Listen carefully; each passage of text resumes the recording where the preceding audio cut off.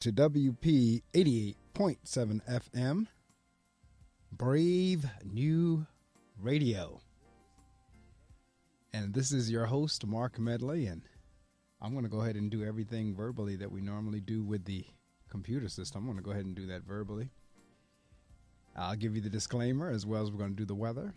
But I tell you what, the views and opinions heard here on this show are solely those of the hosts and guests and are not necessarily those of the station owner, the station management, or William Patterson University.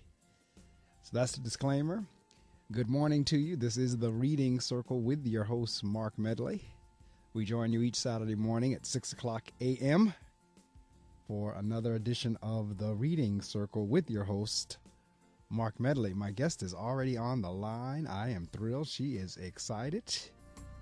So I'm going to go ahead and do what we normally do, and that is to give you the weather, as well as read from our two passages, introduce our guest, and we will be underway. So very quickly, looking at the weather, it is 36 degrees. We're going up to a high of 53 today with a low of 39. Expect abundant sunshine. High, again, as I said, of 53. It's going to be partly cloudy tonight, followed by cloudy skies overnight, low of 39. For tomorrow, Sunday, cloudy with showers, high of 47, moving to a low of 33. It's going to be cloudy Sunday night as well. Then on Monday, partly cloudy skies, high of 41. A few clouds Monday night, low of 27. Tuesday, sunshine and clouds mixed, high of 33 with a low of 22. Mainly clear on Tuesday night, and then rounding out the forecast on Wednesday, sunshine, high of 32 with a low of 22 during the evening on Wednesday. That is the weather. And let me say this before I go on. Hopefully everyone had a blessed and joyous and peaceful Christmas. So I'll say Merry Christmas to you, as we had that on the 25th, and now we're into the Kwanzaa celebration. We're on the second day of Kwanzaa. So happy Kwanzaa to you, and we're working our way on into New Year's, which will be quickly upon us, believe it or not. 2014 is almost gone, as today is December the 27th. Well, as you all know, I read from two books to kick the show off. One is What Can Happen When We Pray. The second one is Until Today. So today, for December the 27th, from the book What Can Happen When We Pray, it says, Healing the Broken. The Lord has proclaimed to the end of the earth, say to daughter Zion, see your salvation comes. Today's prayer. When the hardships of life seem most bleak to us, merciful and compassionate one, help us to discern your caring presence. Do not be distant, O God, but draw even nearer or ever nearer to us, guiding us through life's wilderness and on life's journey. Amen. Today's reflection. Life at times may seem like one perilous battle after another. In the struggle to do what is right, to let justice prevail, to pay attention to that which is good, beautiful, and truthful, the victor often seems to be the one who cares nothing for virtue, only for what is self-promoting. Living, working, being in such a climate is toxic. It can feel like a personal experience of the torment of hell. At such times, in such conditions, salvation comes only with God's help and the realization that God hurts when the wounded, suffering, or poor are neglected or ignored. God does not withhold compassion and mercy. God desires healing for the nations, healing that begins with the broken hearts and restless spirits of people here now. The question for us is, do we dare trust God to act? In the bleakness of days when the battles of life seem most dire, we are asked to remember God will not abandon or forsake us. That's for today, December the 27th, Healing the Broken.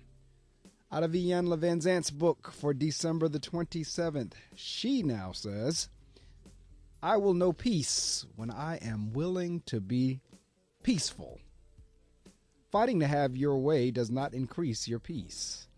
Fighting others about their ways does not increase your peace. Refusing to acknowledge when you have made a mistake does not increase your peace. Going to extraordinary lengths to avoid making a mistake does not increase your peace. Refusing to acknowledge and embrace your shortcomings does not increase your peace. Pointing out the shortcomings of others does not increase your peace. Trying to fix other people does not increase your peace. Constantly telling yourself there is something wrong with you does not increase your peace. Not asking for what you want does not increase your peace. Accepting less than you want does not increase your peace. Trying to prove your worth and value does not increase your peace. Refusing to accept that others are worthy or valuable does not increase your peace. Failing to take responsibility for yourself does not increase your peace. Taking on the responsibility for the lives of others does not increase your peace. Avoiding unpleasant things does not increase your peace. Trusting that you are always doing the very best you can will and does increase your peace. Until today, you may have been engaged in behaviors and activities that disturbed your peace of mind. Just for today, increase your peace. Engage in self-loving, self-nurturing, self-supporting behaviors and activities. Today I am devoted to increasing the peaceful experiences in my life. Well, that's from the book, What Can Happen When We Pray, as well as Until Today. I always read from those books because it kicks off the show in a positive vein. It does just that, and the rest of the morning just flows.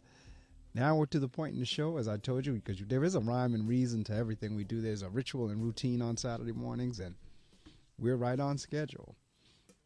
My guest is already on the line. She's called in. She's waiting. I'm going to introduce her. It is K.P. Carter. K.P. Carter was born in Brooklyn, New York. She moved to Newark, New Jersey, where she spent her formative years and attended the local schools. She earned a BA degree in elementary education from Johnson C. Smith University in Charlotte, North Carolina, and an M.Ed from Kutztown State University in Kutztown, Pennsylvania. With over 25 years in the field of education, K.P. Carter has been a substitute teacher, classroom teacher, and adjunct professor. She has taught students in kindergarten through pre-college preparation courses, is a certified reading specialist, school administrator, and workshop facilitator. Currently, she is an administrator in a Northern New Jersey public school district. KP, welcome to the Reading Circle. Thank you. Thank you. Now, we met a little. I am glad to have you here as well. We met a little, maybe a year ago now, or maybe a little over a year. There was a session down in Orange. Wasn't it Orange? It was in Orange. It was Orange. That's right. It was one of the schools in Orange, and it was an author's forum. Yes, and I remember I went because one of the presenters actually was a part of the cast on the show at the time, and she was doing a presentation to Darlene Hunter. And we had always talked on the telephone. We had never met in person. We always talked on the telephone or either by email. So when I saw she was coming into the area, I snuck up on her and surprised her at that session that day. Yes. But it turned out to be a very good session because I met a lot of wonderful people, heard a lot of their different works, and invited everybody on the show. And a couple people took me up on it. And I'm glad you have taken me up on it as well. So, all right, we're going to get underway shortly. Did you have a good Christmas?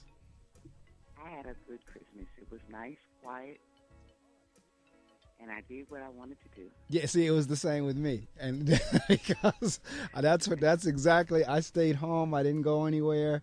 I just kind of relaxed the entire day, and it was just very good to be home. So I'm looking forward to that, and I'm looking forward to a quiet New Year's as well. And then, believe it or not, back to the office on that Monday the 5th, and we'll be at it again because you're a school administrator. I'm a school administrator. Well, so we know how that is. So this time off to be away from staff and students is a good time to just kind of relax and reflect. Yeah, that's right.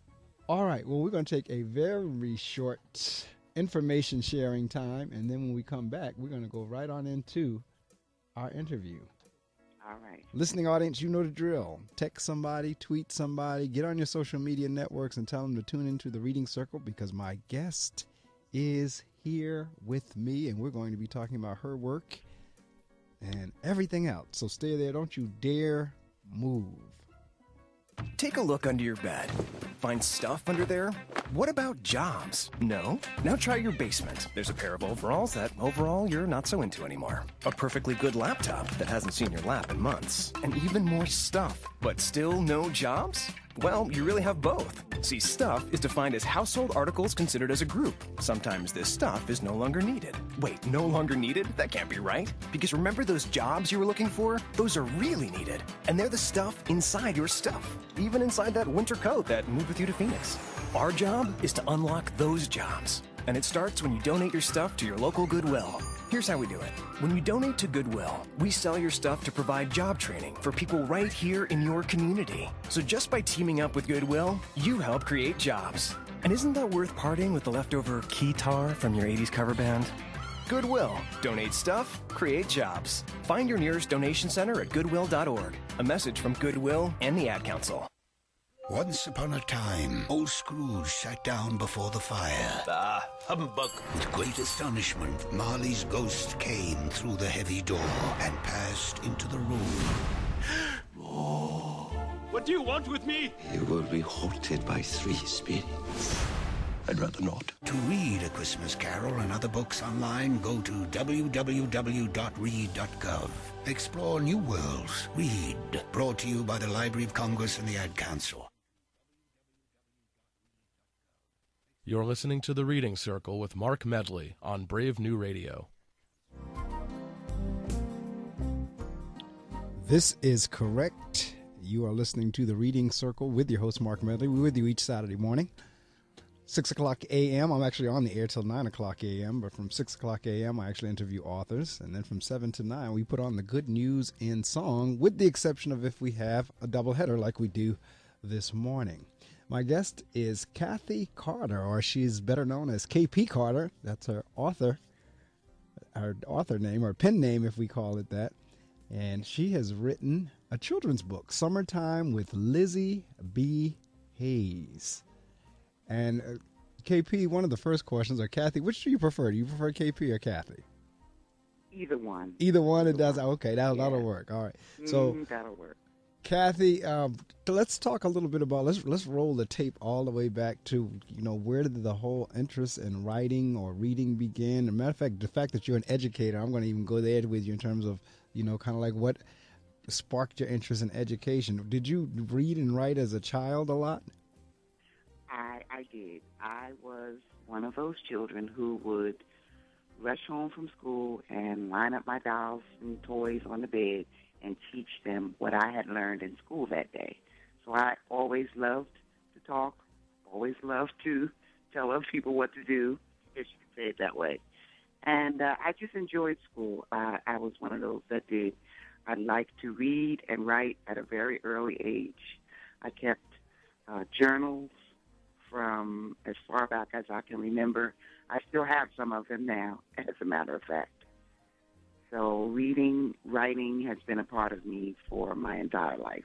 It's interesting. Those of us who are in education, or either those of us who love to read, or we have such similar patterns and such similar backgrounds in terms of like reading as kids, or either writing in journals or what have you. That seems to be kind of like a common thread for many of my guests, which kind of, I guess, makes some sense. In terms of, because I was one of those kids too as a kid where I just always loved to read. And a lot of times, you get teased as being the bookworm or the nerd or the geek or the whatever. But the truth of the matter is, those of us who were the bookworms and the nerds, we fared better for it in the long run. So some of us did, yes. So now, was that something like your family encouraged, or were you just one that took self-initiative? Well, my grandmother read all the time. She always had a newspaper or some article or magazine in her hand. My mother always read. She always had books. The house was full of books. So I kind of saw them doing it. My older cousins they were very smart in school. They always had books. So it wasn't something that was said, but I just saw it. It was part of my environment. Yeah, it was the same with me. I saw my father reading all the time. I shared this on the air many times, how he would come home from work. It was like clockwork. He would leave a certain time in the morning. He'd get home about 4:30 or so in the afternoon, and by 5:15, and she was on the chair somewhere reading either an Ebony magazine, the newspaper, or something, or a book, or what have you. And it was the same exact thing for me. I just by watching picked up on it and continued to do it. And then my sister, at the same time, for her, it didn't faze her. Reading is not her favorite thing to do. Yes. It didn't do it for her. But again, interestingly enough, that same kind of pattern is there. And being a school administrator, for me, one of my biggest challenges are to get my students, one, to read, and then develop a love of reading. I don't know. Have you had similar experience with that, or do your kids in your school, they took to it? No, it's the same. Today we have to compete with everything else that's going on in the child's world. So things are flashing at them. They like games and television. So we have to make reading as exciting to them as that is exciting. And that's just by giving them lots of choices, allowing them time to read. This is true. A lot true. of times we don't give them a lot of time to read. Just read things that they like. Right. And that's major. Matter of fact, whenever I was doing my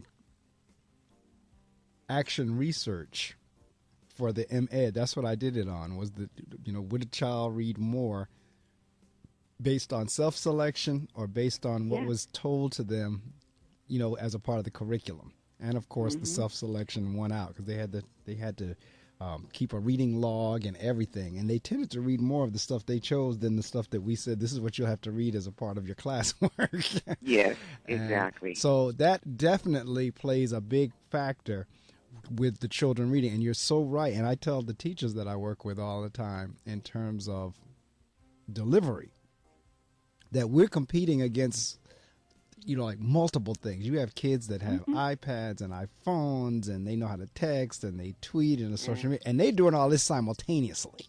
And then we'll stand before them, okay, class, turn to page 87, and try to lecture them all morning, and that just doesn't work with them. They start tuning out. Because right now I have grades 1 through 8. I have the elementary school and the middle school all in the same house, and I see where the challenges are in terms of trying to get them to read. So I try to, like you said, let them self-select, and then secondly, I try to choose books that I think will spark their interest to read. And many of the books I've actually gotten from guests that's appeared here on the show. Yes. So talk to me a little bit about now. Did you write in high school? Were you one of those that kind of like wrote poetry, or because I'm trying to work my way up to your book? Well, I didn't write poetry, but I did write short stories, and like I said, I kept journals all the time. When I was in college, I wrote for my school newspaper. I was on the yearbook committee, so I always did that type of thing. Not poetry per se, but just short stories, little things. I kept a notepad, and if I saw something that was going on as I was walking across campus, I would jot notes down about it. I just always that was a way for me to express my thoughts. Makes all the sense in the world to me. I was on my yearbook committee in high school as well. That's why I say it makes all the sense in the world. So now you got to the point, I guess, where you had to decide what you wanted to do for a career, and what made you choose education? Well, like I say, when I was young, I always I liked to come home and teach the dolls and toys. And when I was in college, I knew I would be a teacher. I didn't have one teacher that I can put my finger on and say, you were the one that made me want to do it. It was just something that I always knew I would do. So I majored in education, and I just like to help kids learn. I love to see them read and express themselves, and that's exciting to me. Now, in terms of the various changes, now, because I see in your bio at the time that it was written, you had 25 years in the field of education. What are some of the changes that you've seen over those 25 years? Yeah, I know, exactly. Well, one of the major changes that I see, even as I think about my own schooling, is the amount and focus that we put on testing. Yes. I really Yes. don't remember the focus the way it is now. No, it wasn't. When I was in school, it wasn't. We had one test of the Yes. that was I said it was called, for me it was the CAT, the CAT, California Achievement Test. That was it. The rest of them were Yeah. teacher-made tests. You had those throughout the year. They could determine your learning level. There was none of this like big major push like we had with New Jersey Ask and HESPA, and at the time when I came with GEPA, and so now it's getting ready to be Park. But I mean, everything is just focused on, and me personally, I don't agree with it. I just don't think that's the way to educate it. I just don't. That's my personal views. Yeah. I mean, we do what we have to do. It's quite intense, and we make our students nervous. Our teachers are nervous, and now, rightfully so, now that the test is in certain ways tied to their evaluations. So the level of testing in our country has really skyrocketed. It really has, and this is where my disagreement comes in. There's no question we need to do something for accountability. There's no question we need to be able to get a feel for what the kids have learned. But because of the way we're set up, many people make the leap that because they didn't pass this one assessment, that they didn't learn anything all year. That's not true. The child learned something. They may not have learned what that particular test asked them to do. And some people just don't test well. There are some people that just, no matter how smart they are, no matter how much they learned or didn't learn, they just do not do well on tests. And so, like, you have all that to take into consideration. And again, if you talk to the folks that's in the business, or even that matter, the folks that's not in the business, you would think that the child sat in a classroom for 10 months and learned absolutely nothing based on what he or she did on that one test. And that's just not true. It's just, I think that's a disservice. I think it's a disservice to the teachers. I think it's a disservice to the students. Now, are there children who need to be better at what they do? Yes, there are, because there are times when I walk into my building and it's like, wow, I can't believe I have a building full of kids who really can't read. Right. But then one thing I will say, because of standards, our new Common Core standards, there is more of a focus on reading and different types of reading. Yes. And I am really excited about that. Same here. Because that is kind of bringing it back around full circle. I agree there. To get kids to read different types of books and to be exposed to different genres, and about the balance between fiction and nonfiction is shifting. So I'm excited about that. I am too. And I see in your bio, you're a reading specialist. So then you totally understand when we're talking reading in terms of the different aspects of it. So a lot of times a child or an adult for that matter can say, whenever you say, you don't read well. Yes, I can. I can read, because they're talking about decoding. There's a difference between decoding and comprehension and everything else. And that's the one thing I'm excited about the core, too, in terms of them having to go back and cite text and show evidence and all those different... That, yes, because they're trying to work them into critically thinking. That's exactly right. So that part I'm excited about as well. Mm-hmm.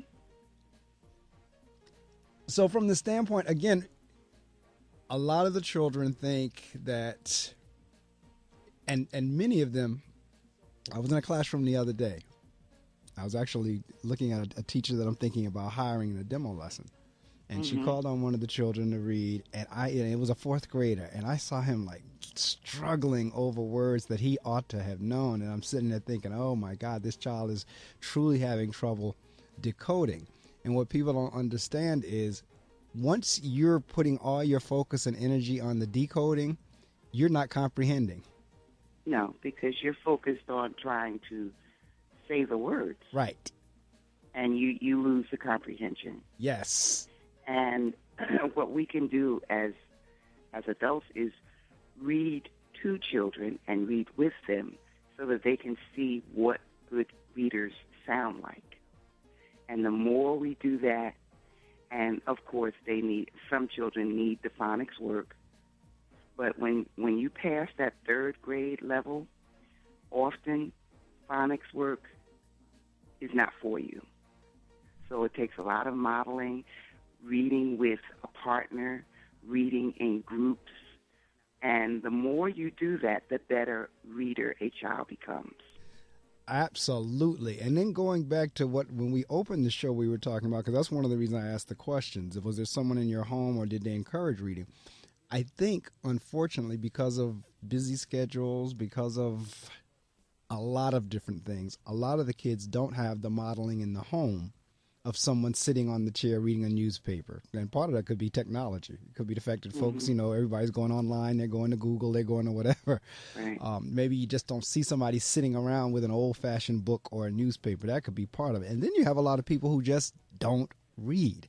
So you have kids that are not exposed to someone in the home that's just sitting around reading the newspaper or the magazine or the book or what have you. So it really is a challenge, one, to get kids to say, that's something I want to do.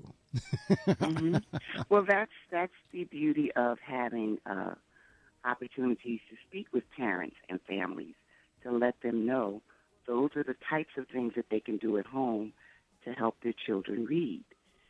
Let them see you reading. Take them to the bookstore. Take them to the library. If you tell parents and families the types of things that they can do, they'll do it. They can make time. Right. But it's a message that we have to continually send to them. That's right. It really is. And in my mind, and I could be wrong, or maybe I'm biased, I'm not sure which, but I don't think so. Reading is the foundation of everything else. Oh, everything. You can't do nothing if you can't read. This is true. That's why, and I always tell folks, I said, in my mind, and you call it what you want. I mean, and I can do math. I'm not a great math fan. I can do it. I've always been able to get through and by it.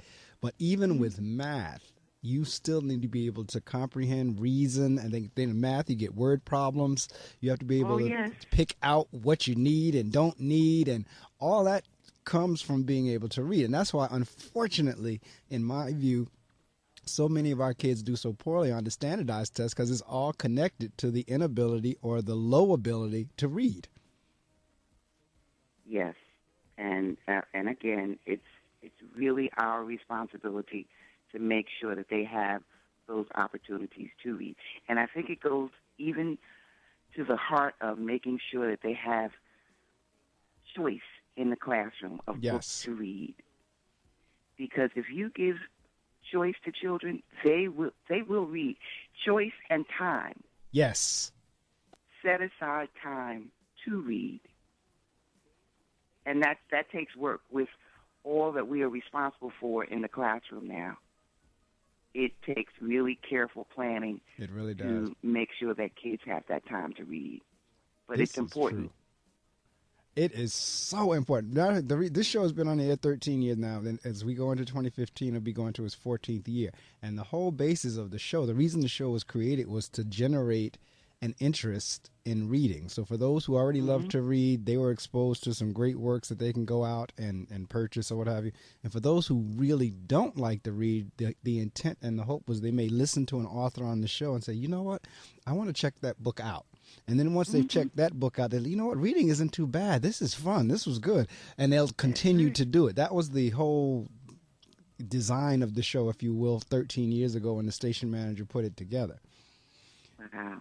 But it is so important and so critical. And for those of you in the listening audience, if you have children, if you're not one who likes to read, or if your children don't like to read, you really, really, really have to understand and connect the dots between reading and everything else. If you've just joined us, my guest this morning is author, school administrator, teacher, adjunct professor, reading specialist, Kathy Carter, or her pen name is KP Carter. And you know how I operate on the show, listening audience.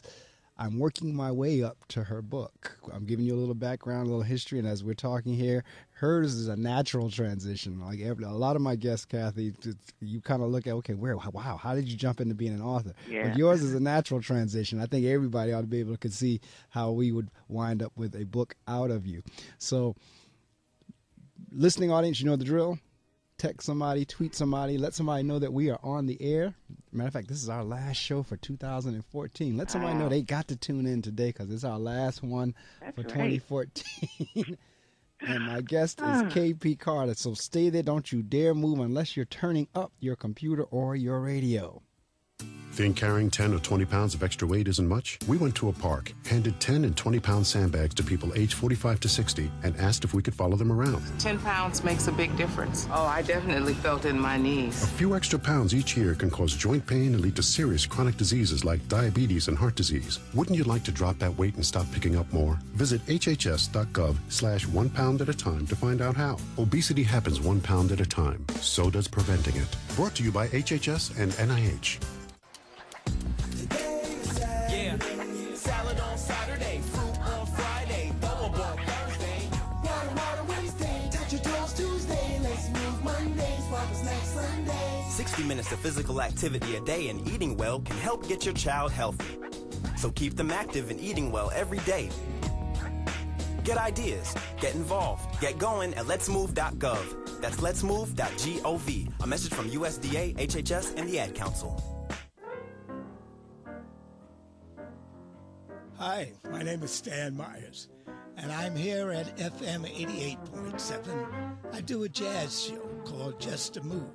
And if you like the music, anything from Louis to Lester Bowie, I'm your man. That's Sunday afternoons, 3 to 6. Looking to hear from you, okay? The Reading Circle on WP 88.7 FM. That's right. It is the Reading Circle with your host, Marc Medley. And as you heard me say before I shared that information with you, this is the last show of 2014. When we come on the air again, it will be 2015, which is next Saturday. If God spares our lives and we're still around, still alive, that will be the first show of 2015. But my last one here today, my guest is Kathy P. Carter, or KP Carter. And we're working our way up to talking about her work, Summertime with Lizzie B. Hayes. And if you've listened to the conversation during our first half hour, then what we're about to talk about in this half hour would make a whole lot of sense to you, because it came really clear to me as we began talking administrator to administrator. As if you followed the O.J. trial years ago, you heard F. Lee Bailey talk to one of the witnesses. He said, talk to me Marine to Marine. So this morning you have administrator to administrator talking here about the importance of reading in all of our curriculum. And it was so important to my guest that she now wrote her own book. And the title of the book again is Summertime with Lizzie B. Hayes. So, Kathy, as we shift into, your book now, talk to me a little bit about where did that whole concept come from? Who is Lizzie B. Hayes? Where did it all come from? Well, I decided when my sons, who are now adults, when they were young, there weren't many books out there that had images of children that looked like them. So I decided that since that was the case, I needed to write one. But life got in the way, and family and work and everything else that goes on. And I kept putting it off. And then I finally decided either you're going to do it now or stop talking about it.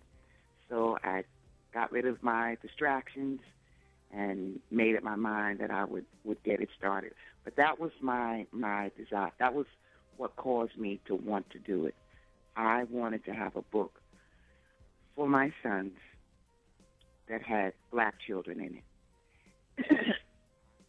And I really want children of all colors, because we need to really see each other's culture. That's correct. But as I was saying, I wanted something for my sons. And you are so right when you say we need to see each other's culture, because when I was in school, no, you did not see the diverse books. You did not see kids that look like us in books. Matter of fact, and I said this last week or either week before last, they had that old adage, I guess it was supposed to be a joke. I don't know what it's supposed to be, an old saying, cliche, or whatever. But they would say if you ever want to hide anything from black people, put it in a book. Mm-hmm. In other words, we don't read. But exactly. Where I'm tying that to is, as youngsters, we did not see a whole bunch of books that had us on the cover, because I'm looking at your cover here with the young lady on there. That we didn't see. No. And the thing is with this is everybody should be able to see a part of everybody. In other words, whenever I was younger, I would say, I walk into everybody's home and I'd see a picture of John F. Kennedy or whatever. Why is it so strange for you to walk in my house and see a picture of Martin Luther King? It's exactly. It's people hang up the heroes or heroines of who looks like them. And really, if you were doing it right, which is what you would see, you would see Martin Luther King and John F. Kennedy. Yes. You would see both, not one to the exclusion of the other. So where I'm going with that whole thing is with the books, it's the same way. You should not see one race or ethnic group excluded at the expense of the other. And if you look at our history books, you would think we had nothing to do with history other than the slavery piece. Slavery, that would be it. Yes, that is true. But as I say, that's really important, that children be able to relate to the characters that are in the stories that they read. And people have told me of other colors, of other races, that they could relate to the story, to Lizzie, because it is a human story. Correct. And you get to see what kids went through back in the 1960s. And it's something that anyone can relate to. But most of all, it's a story that black children can look at and see, this is what my people went through. Correct. And let me tell you why that's so important, because and as a child who grew up in the 60s, because I was born in 1962, so through the 60s I was in my formative years, so to speak. And there was a lot of things going on that I just had no idea of things until I was older and learned of the history and looked back on why. Like, say, for example, of course, we as black people, for the most part, our vacation was going down south. Was going, whether it was North Carolina, Virginia, South Carolina, Georgia, what have you. And, of course, which I didn't know if it was a black tradition or that was just what everybody did. But, of course, when you get ready to get on the highway, everybody fixes their own food, their chicken and their cake and their sodas and this, that, and the other. What I didn't realize was one of the reasons we were doing that, not just the economics of it, was because we couldn't stop at the restaurants on the highways. Now, that I didn't know till I was older, that, we had to take our food with us because you were not allowed to go in the restaurants. Along the 95 or what have you. So, I mean, the history, and that's the one thing I tell you I love about our Jewish brothers and sisters. They teach that history with their mantra of never again. And we as African Americans need to do the same thing. We need to be constantly schooling our children. Like, this is never going to happen to us again. That's true. And so I wanted children to see, I wanted a book that children can look at and see through their eyes, what that time period was like. A lot of times you hear about the struggles of the 60s and things that went on, but you rarely see it through a child's eyes. Correct. And you're right. We didn't really know a lot of what was going on. We spoke when we were spoken to, and we were left to have to figure things out on our own. And Lizzie does a lot of that in the book. But she was able to make sense out of the things that were happening. So whenever you came up with your title now, is Lizzie B. Hayes a person or is it a fictional character? How'd you come up with the title or the name Lizzie B. Hayes? Well, that's a good question that I've always been trying to think of an answer to. Lizzie B. Hayes is not an actual person. She is a compilation of people that I've known, things that I've done, places that I have been. But the name just came to me, and I love it. So I used it in my title. And she's the first of many more Lizzie books to come. Good for you. Because the question, my next question is, you said you had the concept for your children and then you put it on hold. What was it like for you when you finally put your foot down and made that decision to say, doggone it, I'm doing it? What was that like for you? Well, I had a time period where I had to stop ripping and running. I was one who was always multitasking. Many mothers do that. Right. Mothers and wives. You did 50 things at once. But I had an operation on my foot, so I couldn't go anywhere. So I said, this is my time. I'm going to write. And it really didn't take me that long to actually write the book. But the process of getting it published and getting it out, that took a little more time. I'm glad you went there. That's my next question. I'm glad you went there with the whole publishing and that whole piece of it, because that's my next question. Like, okay, now, did you self-publish? Did you go through a publishing house? Kind of like, because, again, it's one thing to have thoughts in your mind of, I'm going to put a story on paper. It's a whole nother thing, as you just said, to now get it published. Yes. I did send an early draft to a publisher, and they did give me some feedback. And then when I got really serious and got it together in its final form, I decided to self-publish after talking to a couple of different authors, and they were sharing their experiences with me. I decided I was going to take the plunge and self-publish, which is what I did. A lot of hard work, a lot of research, but I decided that it was important to do. And I remember in one of my classrooms, maybe 15 years ago, a very well-known author came and spoke to my classroom. And she had a thick envelope, a thick folder, rather, of papers in it. And she told the children that folder was full of letters of rejection that she had received from different publishers for her manuscript. And that they needed to be persistent and hang in there. And when I saw that, I said, that's not the road I'm going to take. I don't have that kind of time. So I decided to self-publish. And that's one of the beautiful options with technology in the time period they're in, is the ability to do that, because there was a time in the 30s, 40s, 50s, or what have you, where you didn't even have that option. You had to go the publishing house route. And exactly what you described was it. You'd get hundreds of letters of rejection before somebody would finally take it. But the technology allows us to be independent artists and to self-publish. The only thing with that, like you said, you have to do your research, and you have to still make sure that you put out a quality product, just as if it was coming through the publishing house. Because you don't want people to get it and say, oh, well, it had a bunch of grammatical errors in it, had a bunch of spelling errors.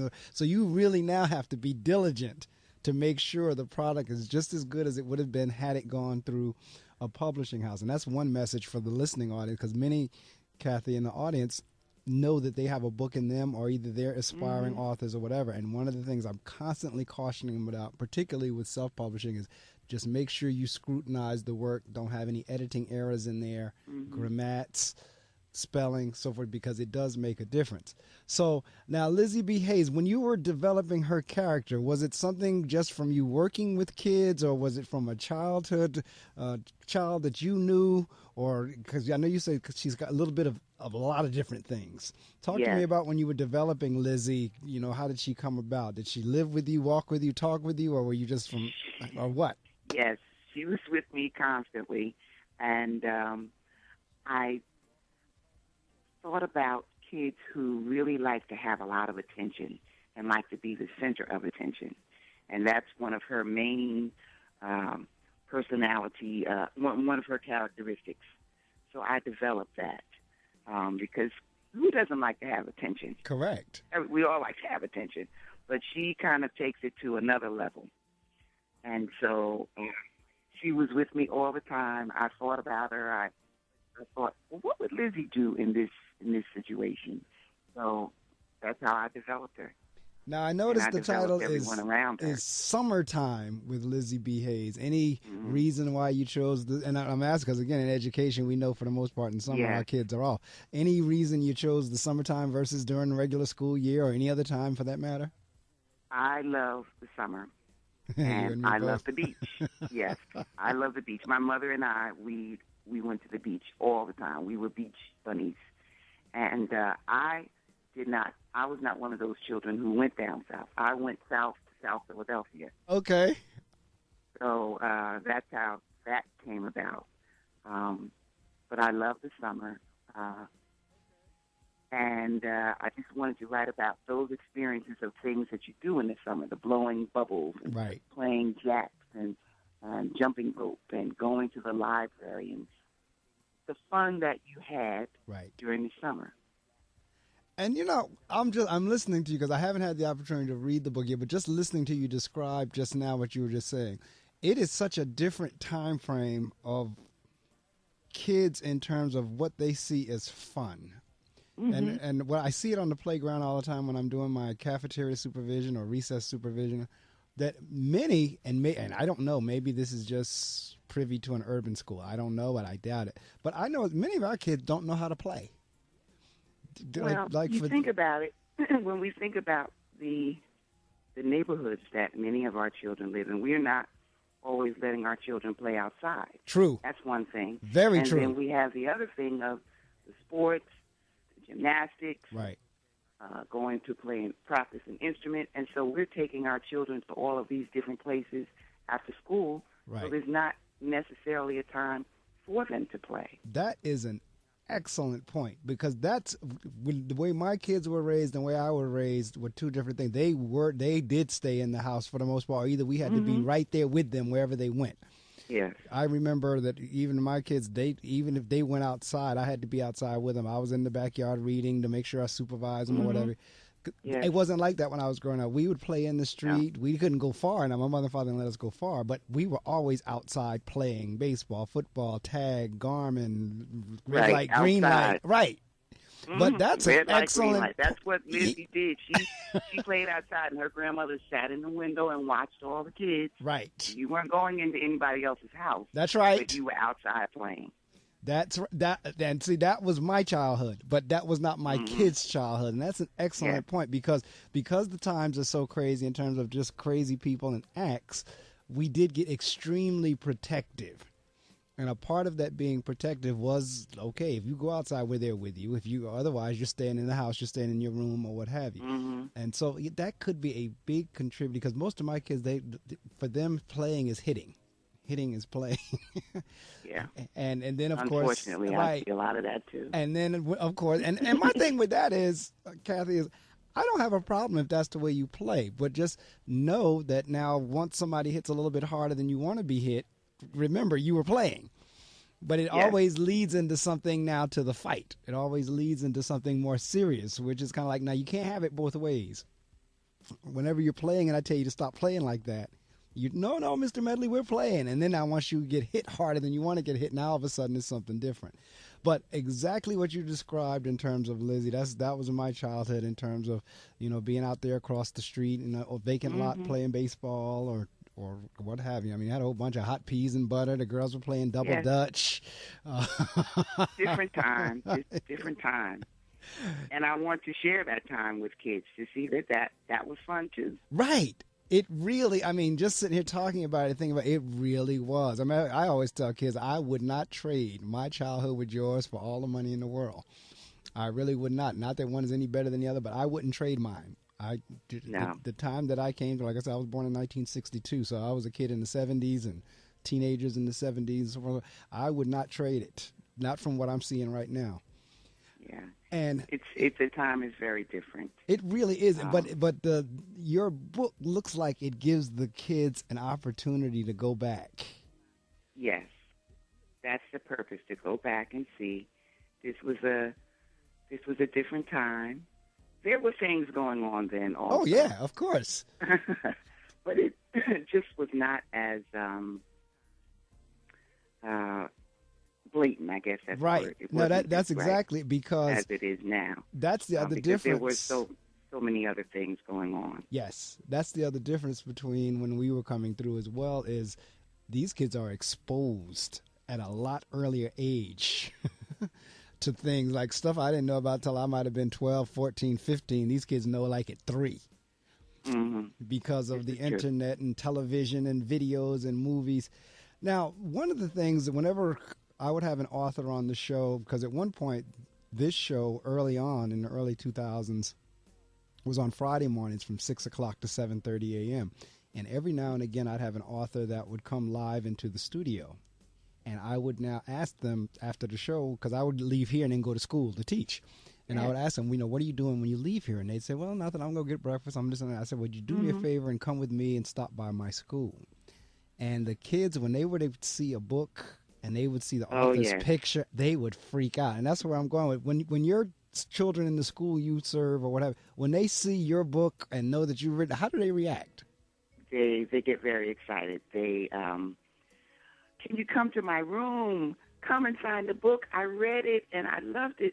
So they get excited because they see children really do like books. Right. They really do, because it takes your it allows you to imagine a world that's different from what you're currently in. Correct. And so they relate. And then when they see the person who actually wrote the book, correct, they get very excited. So I'm often received with a lot of excitement, and it's a good feeling. But at the bottom line, it's my way of getting kids to actually read and enjoy themselves. Absolutely. And then it's something that they can see that they can do. Absolutely. Oh, and another excellent point, because a lot of time the connection with reading is writing. And now once the child can see, because even at that age, you can have them have their little work published or whatever. I mean, that's another beautiful thing with technology now. You can even in a class project, they actually can have their own little books that they wrote. Of course. And that does something, because usually somewhere near about this time, my question I always ask my guests is, for you now, because I know you self-publish, so that means they sent the books to you in the mail or what have you. When you received Summertime with Lizzie B by K.P. Carter on that, what was it like for you when you opened that box or got that hard copy in your hand? I was overwhelmed. I was really very happy. I took pictures of the books, of the boxes. I set the books up on top of the boxes. That's right, I did. And was sending them to my sons so that they could see it. And it was a dream come true. Right. And that's something that I want a message to send out as well, is that if you have a dream, stick to it. Don't let anything get in your way. You can accomplish it. It takes hard work, though. It does, and that's okay, because it should. Anything worth having is worth working for, and usually people appreciate something that they had to work harder for than they do something that was just handed to them. And so anything worth having is worth working for. And you're right, if that's your dream, and to see it, I laugh when you say you took pictures of the box, because I did the same thing. I have 2 published musical CDs, and whenever the box came, I did the same thing. I set the box up on my dining room table, and I took pictures of the boxes. I took Yes. So I laughed when you said that. Like, wow, I'm not the only crazy one out there. Yes. Like, literally of the cardboard box. Like, no, but this is the box they came in. Of the box, exactly. And the colors, everything is so. I mean, I see you had an illustrator, David James. How'd you come across him? Someone you knew, or is it? Yes, someone I knew. I tried different people who didn't work. It was a little difficult to find the right illustrator. Right. Until I came across David James, a person at my church, as a matter of fact. All right. Introduced me to him. And so he's a graphic artist. I went on his website. I looked at his work, and I said, yep, he's the one. He's the one. So yes. Mm-hmm. And again, especially in children's books, not to say that for older folks, the book, it doesn't work out, but for children, but the pictures are so important. They are. They are, because a lot of times what happens whenever we read to kids, we'll read the words and then we'll open the book and let them see it. And they'll be oohing and ahhing, and they look, and that helps them connect as well. So that's why the illustrations are so important. They are. Even though my illustrations are in black and white, they really portray what is going on in the story, and it really captures the images of what's going on in the story. But that makes sense too, because during that time frame, color TV hadn't come out yet. Well, color TV was in the late 60s. That's right. That's right. Because I remember our first color TV was somewhere around like this. I think we got ours in 1970 or 1971, somewhere around there. Late 60s. And so that would make a whole. I'm laughing at this conversation because I was in my basement yesterday and I came across a rack of 45s. And there are a whole generation of kids that have no idea what a 45 is. Oh, yes. A 33 and a half, 8-track tape. Maybe they might know cassette tape, but I'm not even sure if they know cassette tape at this point. But we've zoomed through technology at such a quick pace that there are kids that are born that have no idea what those things are. And so I'm saying that to say there are kids that have no idea that, first off, there was a time when there was no TV, that everybody listened to the radio. And secondly, there was no color. Right. It was right. And so that's what I want kids to see in my book, see the pictures, and even though they are in black and white. Oh, for sure. I think that's a brilliant move from that standpoint of it being set in that time frame. Exactly. Because, again, great discussion starter. Boys and girls, why do you think this is in black and white? And, you know, because part of the Common Core, too, is to get them talking with each other, discussing. Right, and to realize that text comes in different forms. Right. Where the Common Core is requiring them in the park, they will also have to interpret videos and interpret pictures. Right. That's correct. So, all right, we're down to the last few minutes of the interview, and at that point, I always give the author the opportunity to promote as much as they want to. The only thing you can't say is the actual dollar figure. But other than that, any book signings, where the book is available, any websites, any of the stores, how can they get a copy of Summertime with Lizzie B. Hayes? This is your opportunity to promote. Okay, so my book is available on my website, which is www.lizzie-b-hayes,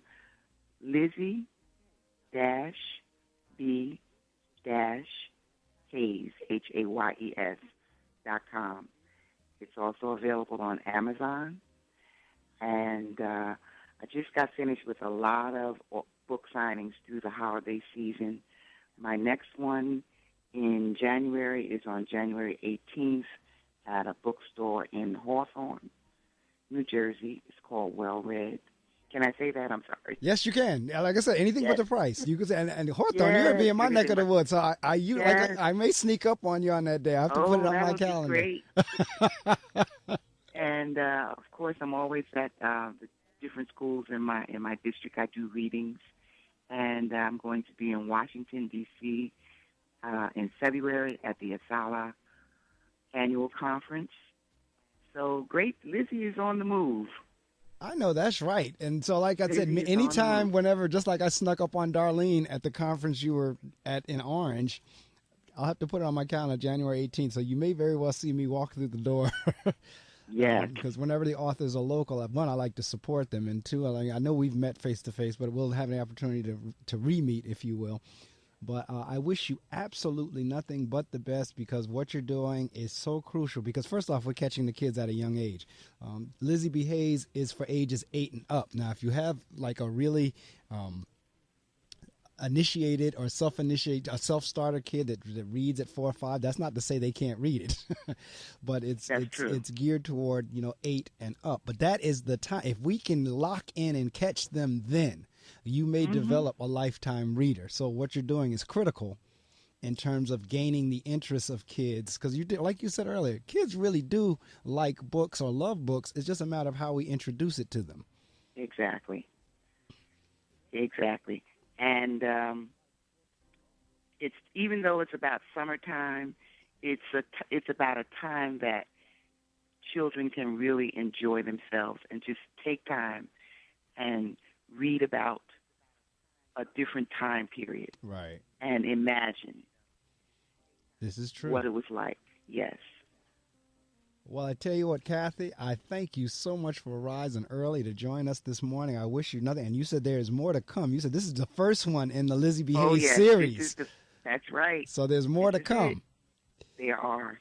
Mm-hmm. So if the show is still on the air, which I suspect it would be, but you never know. But we've been on the air going on our 14th year now. But as you develop the series, you're always welcome to come back. It's just a matter of sending me an email. Okay, I will do that.